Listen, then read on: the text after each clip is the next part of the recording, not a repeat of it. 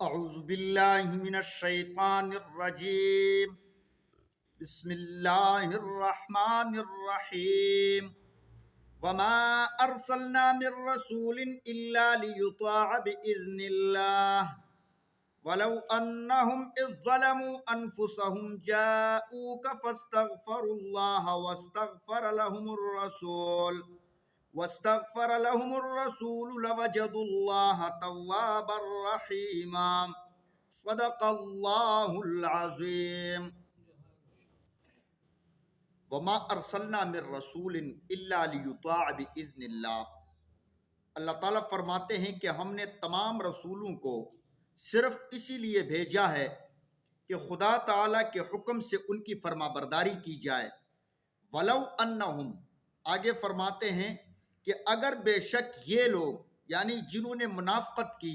حضور علیہ الصلاۃ والسلام کو اور مسلمانوں کو دھوکہ دینے کی کوشش کی،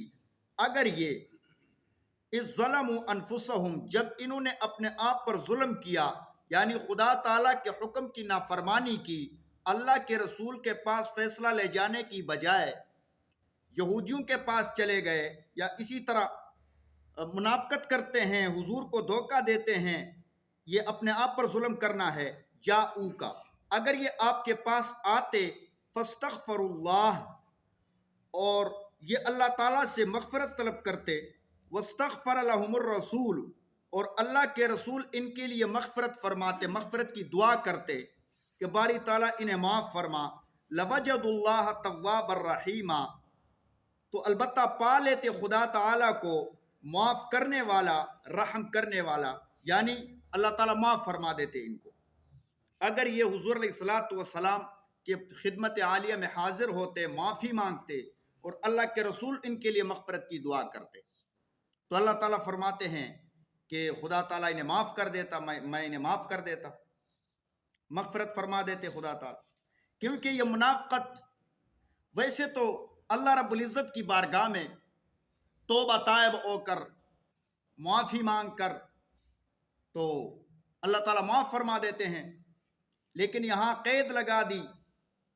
حضور علیہ الصلاۃ والسلام کی خدمت عالیہ میں حاضر ہونے کی۔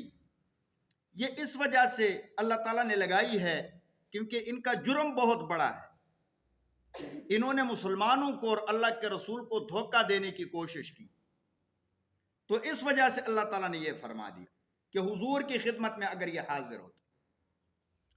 یہاں ایک اور مسئلے کا بھی استنباط ہو گیا۔ دیکھو، یہ قرآن کریم کے بہت سارے آیات کا شان نزول ایک مخصوص واقعہ ہوتا ہے، لیکن اس کا حکم عام ہوتا ہے۔ اور پہلے بھی میں نے بتایا تھا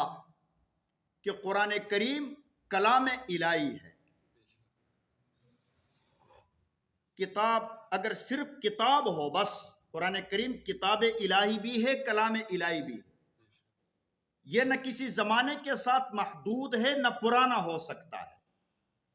یہ قیامت تک یہ کتاب چلتی رہے گی کیونکہ کلام ہے۔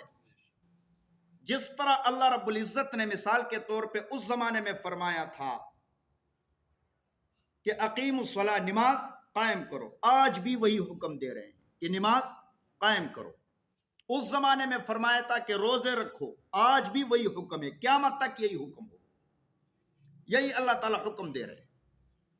یہ حکم پرانا نہیں ہو سکتا، یہ اللہ تعالیٰ کا کلام ہے۔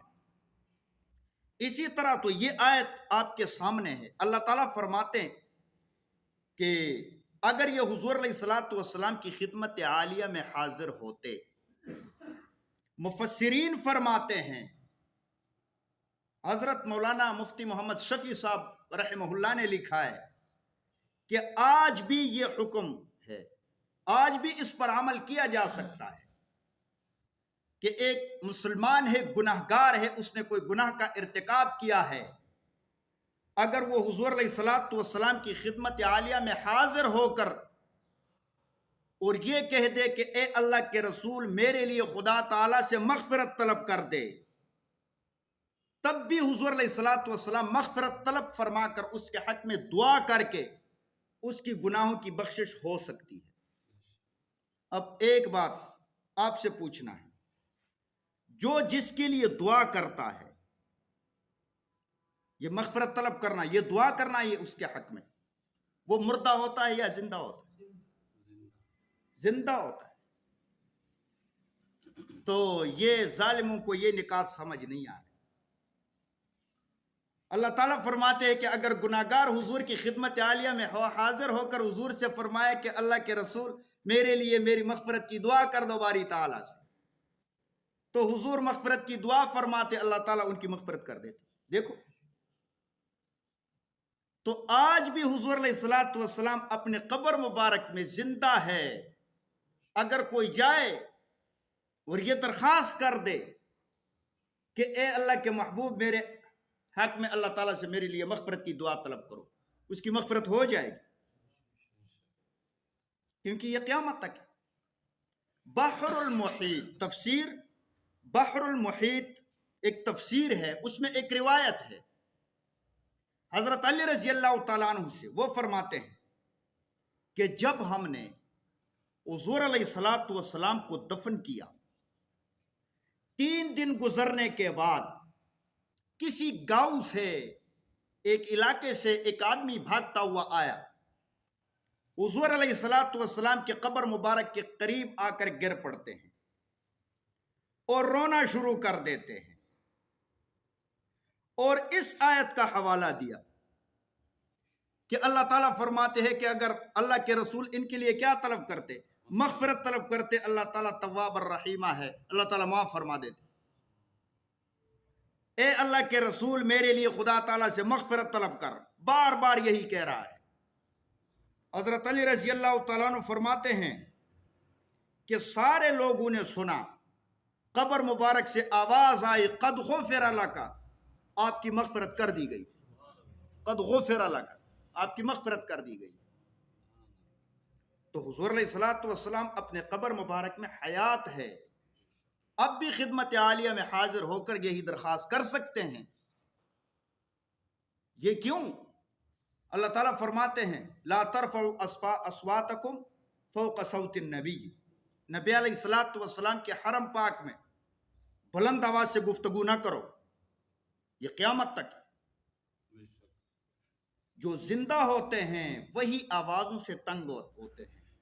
زندہ انسانوں کے شور مچانے سے تنگ آ جاتے ہیں۔ تو اس وجہ سے خدا تعالیٰ نے فرمایا، یہ تو اس زمانے کی بات ہے۔ حضرت مولانا مشتاق احمد امبیٹوی رحمہ اللہ نے ایک واقعہ نقل فرمایا ہے، اور یہی واقعہ خلیفہ دین محمد صاحب انہوں نے اپنی کتاب انوار المجالس میں لکھا ہے کہ ایک مرتبہ حضرت مولانا سید حسین احمد مدنی رحمہ اللہ بہت بڑے عاشق رسول تھے، ہندوستان کے تھے، عرصہ دراز تک روضہ اقدس پہ بیٹھ کر حضور علیہ الصلوۃ والسلام کے احادیث پڑھائے ہیں۔ اس بزرگ ان کے متعلق لکھا ہے کہ مشائخ ساتھ ہیں بہت بڑے بڑے، انہوں نے حضور علیہ الصلوۃ والسلام کے روضہ اقدس پہ کھڑے ہو کر، آخر سید ہے اور پھر عالم ہے اور کیسے مجاہد ہے، پھر انہوں نے حضور علیہ السلام کے روضے پہ آ کر صلاۃ و سلام پڑھا۔ سارے لوگوں نے سنا کہ قبر مبارک سے آواز آئی وعلیکم السلام یا ولدی، اے میرے بیٹے وعلیکم السلام۔ یہ حضرت کے متعلقات ہے، مولانا حسین احمد مدنی رحمہ